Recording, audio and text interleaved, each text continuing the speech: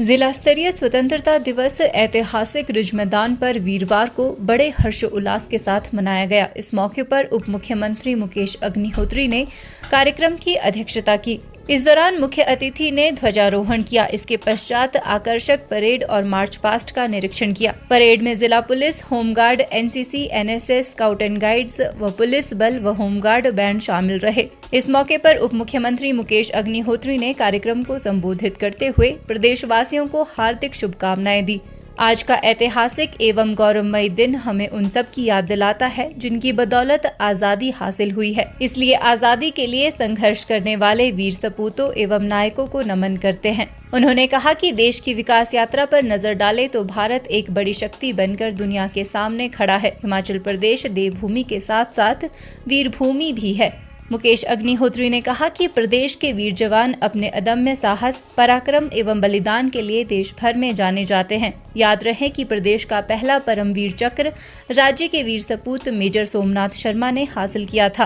Captain Dhan Singh Thapa, captain Vikram Batra और सूबेदार major Sanjay Kumar ने अद्भुत पराक्रम दिखाकर परमवीर चक्र की श्रेणी में नाम दर्ज किया था। मुकेश अग्निहोत्री ने कहा कि इस साल स्वतंत्रता दिवस के महान पर्व से पूर्व प्रदेश में आई आपदा के कारण भयंकर मंजर देखा गया है। प्रदेश की नदियां लगातार उफान पर है और बादल फटने की घटनाओं ने राज्य को झकझोर कर रख दिया है। राज्य में आई आपदा में इस मॉनसून में करीब 1000 करोड़ रुपए से अधिक का नुकसान हुआ है। इसके अलावा 200 लोग इस आपदा में अपनी जान गंवा चुके हैं। मुकेश अग्निहोत्री ने कहा कि प्रदेश भर में 33 लोग अभी भी लापता है। शिमला के रामपुर से सटे समेज गांव में आई त्रासदी से 36 लोग काल का शिकार हुए हैं। अभी तक करीब 15 शवों को बरामद किया जा चुका है। उन्होंने कहा कि राज्य सरकार ने सर्च ऑपरेशन चलाया हुआ है और लापता लोगों को ढूंढने का सिलसिला युद्ध स्तर पर चला है। ऊना में हाल ही में बाढ़ में 14 लोगों ने अपनी जान गंवाई और औद्योगिक क्षेत्र पूरी तरह से तबाह हो गया। उन्होंने कहा कि हम पूर्ण उम्मीद करते हैं कि संघीय ढांचे की मूल भावना का निर्वहन करते हुए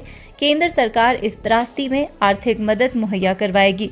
उन्होंने कहा कि प्रदेश इस समय 95,000 करोड़ रुपए के कर्जे में है। ऐसे संसाधन पैदा करने व खर्चे घटाने के लिए प्रदेश सरकार पूर्ण रूप से वचनबद्ध है। इसी के चलते अनेकों कदम प्रदेश सरकार ने प्रदेश हित में उठाए हैं। इसके बावजूद प्रदेश सरकार अपनी सभी गारंटियों को पूरा करने की राजनीतिक इच्छा शक्ति रखती है। मुकेश अग्निहोत्री ने कहा कि शिमला प्रदेश का दिल है। शिमला शहर में 1735 करोड़ रुपए की लागत से देश का सबसे लंबा और दुनिया का दूसरा सबसे लंबा रोपवे बनाने जा रहा है, जो कि 14 किलोमीटर लंबा रोपवे होगा और अधिकांश शहर के हिस्सों को कवर करेगा। इसके अलावा प्रदेश के अन्य हिस्सों में खासतौर पर मंदिरों के लिए रोपवे का जाल बिछाने की दिशा में प्रदेश सरकार प्रयासरत है। भविष्य में रोपवे के क्षेत्र में हिमाचल प्रदेश अन्य राज्यों के लिए एक मार्गदर्शक की भूमिका निभाएगा। उन्होंने कहा कि शिमला के जाखू मंदिर में एस्केलेटर लगाया गया है। इस एस्केलेटर की कुल लंबाई 48 मीटर है, जिसकी अनुमानित लागत राशि 7.33 करोड़ रुपए है। इस परियोजना को मार्च 2024 में जनता को समर्पित कर दिया गया है। मुकेश अग्निहोत्री ने कहा कि इसी तरह शिमला के विकास नगर में लिफ्ट और फुट ओवर ब्रिज स्थापित किया जा रहा है। राज्य सरकार जनता के लिए विकास नगर से ब्रॉकहॉस्ट तक एलिवेटर और फुट ओवर ब्रिज की एक परियोजना विकसित कर रही है। इस परियोजना की अनुमानित लागत राशि 25 करोड़ रुपए है। इसके अतिरिक्त कार्ट रोड और रिज मैदान को जोड़ने के लिए 2 लिफ्ट प्रोजेक्ट को भी स्मार्ट सिटी शिमला के तहत विकसित किया जा रहा है। इन परियोजनाओं की अनुमानित लागत राशि 18 करोड़ रुपए है और इन्हें दिसंबर 2024 तक पूरा कर लिया जाएगा। उन्होंने कहा कि हिमाचल प्रदेश को 31 मार्च 2026 तक हरित राज्य बनाने का लक्ष्य निर्धारित किया गया है। इसके लिए इलेक्ट्रिक वाहनों को बढ़ावा प्रदेश सरकार दे रही है। वहीं सौर ऊर्जा के दोहन पर कई योजनाएं लागू की जा रही है। प्रदेश सरकार ने सार्वजनिक क्षेत्र में डीजल पेट्रोल वाहनों की खरीद पर प्रतिबंध लगा दिया है। मुकेश अग्निहोत्री ने कहा कि प्रदेश के 55 सरकारी स्थलों पर पीपीपी आधार पर चार्जिंग स्टेशन के लिए टेंडर किए जा चुके हैं। प्रदेश में 6 ग्रीन कॉरिडोर को पूरी तरह से संचालित करने के प्रयास चल रहे हैं। प्रदेश के 23 पेट्रोल पंपों पर चार्जिंग स्टेशन स्थापित किए जा रहे हैं, जबकि 31 पंपों पर स्टेशन स्थापित करने का कार्य तीव्र गति से चला हुआ है। शिमला में आज बड़ी सज-धज के साथ बड़ी धूमधाम से सेलिब्रेशंस हुई हैं, आपने देखा। और जो यहाँ पे कार्यक्रम हुआ है, सबसे बढ़िया बात यह है कि बहुत लोग इसको देखने के लिए आए। आजकल हम देख रहे हैं कि जो डिस्ट्रिक्ट हेडक्वार्टर्स पे प्रोग्राम होते हैं वहाँ पे लोगों की शमूलियत जो है कम होती है, लेकिन यहाँ बहुत दुनिया आई देखने के लिए और ये राष्ट्र के लिए ज़रूरी है, राष्ट्र के गौरव का मसला है। और सबसे अहम बात ये है कि इस साल हिमाचल प्रदेश के 18 जवान जो है सरहद पे रक्षा करते हुए या आंतरिक सुरक्षा करते हुए शहीद हुए हैं, जिन्होंने अपना बलिदान दिया है 1 जनवरी से लेके आज दिन तक। तो ये वीर भूमि है और इस वीर भूमि के लोगों ने इस देश को आज़ाद कराने से लेके उसकी सुरक्षा तक अहम भूमिका निभाई है। 4 परमवीर चक्र हिमाचल के खाते में आ चुके हैं और सबसे पहला परमवीर चक्र भी हिमाचल ने ही हासिल किया था। तो इसलिए उससे आप हिमाचलियों के जज्बे को देख सकते हैं और जिन 18 लोगों ने इस दफ़ा बलिदान दिया इस राष्ट्र के लिए, हम उनको याद करते हैं, उनको नमन करते हैं। और उसके चलते हमारा ये मानना है, जब डिफरेंट बटालियंस हैं,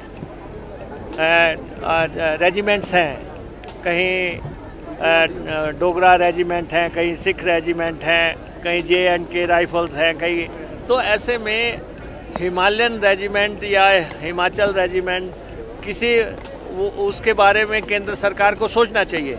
कहा जा रहा है कि अब ये फार्मूला बंद कर दिया गया है कि किसी प्रदेश के नाम पे या किसी एरिया के नाम पे रेजिमेंट्स बनाना का जो है तौर तरीका नहीं है अब। लेकिन जब हम सरहदों की रक्षा करते हैं और हमारे आसपास के पड़ोस में आप देखते हैं दूसरे देशों में क्या हो रहा है, तो देशभक्ति से की प्रेरणा के लिए हम चाहते हैं कि केंद्र सरकार उसको रिलैक्स करे और हिमालयन रेजिमेंट बनाए।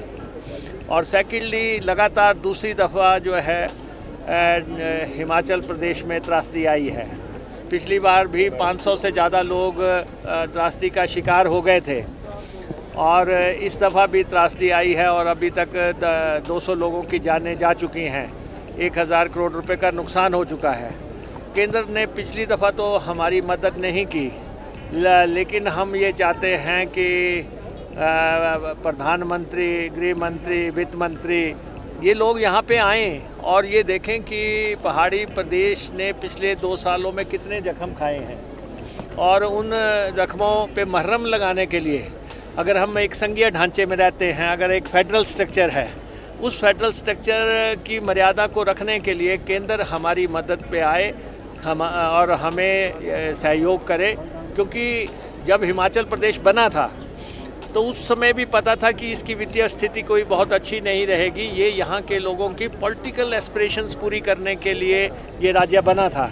उस समय भी ये मालूम था कि फाइनेंशियल तौर पे ये राज्य वाइबल नहीं होगा, इसका टैक्स बेस नहीं है दूसरे राज्यों की तरह। तो इसलिए केंद्र को हमारी मदद करनी चाहिए और ख़ास तौर पे जो हमारे प्रोजेक्ट्स केंद्र में गए हुए हैं उन प्रोजेक्ट्स में सहयोग करना चाहिए। इस दौरान स्कूली बच्चों की सांस्कृतिक प्रस्तुतियों ने खूब तालियां बटोरी। कार्यक्रम में भारी संख्या में लोगों ने कार्यक्रम का आनंद लिया।